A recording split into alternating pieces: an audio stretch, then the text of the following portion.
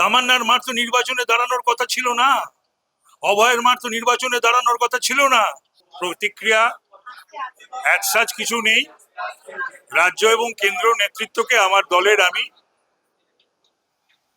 তাদের ধন্যবাদ জানাচ্ছি, কৃতজ্ঞতা জানাচ্ছি যে এরকম একটি মহত্বপূর্ণ যে নির্বাচন, গুরুত্বপূর্ণ আমার মনে হয় যে নির্বাচন হতে চলেছে পশ্চিমবাংলার বুকে, এটা অতুলনীয়। তো স্বাধীনতার পরে সে রাজ্যের প্রেক্ষিতেও আবার দেশের প্রেক্ষিতেও সেখানে যে দল আমার উপর আস্থা রেখেছে, আমি তার জন্য তাদের প্রতি কৃতজ্ঞতা জানাই।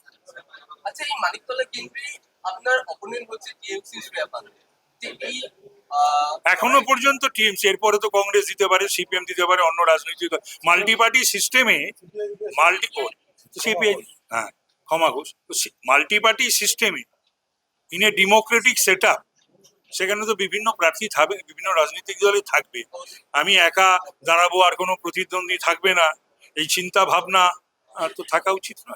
বর্তমান পরিস্থিতিতে যা অবস্থা, যত ইস্যু, যত ঘটনা যা চলছে, তাতে আমার মনে হয় যে পশ্চিমবাংলার মানুষ আর পাশেই আরজিকর কিভাবে স্বাস্থ্য ভবন, কলকাতা পুলিশ, ডিসি এবং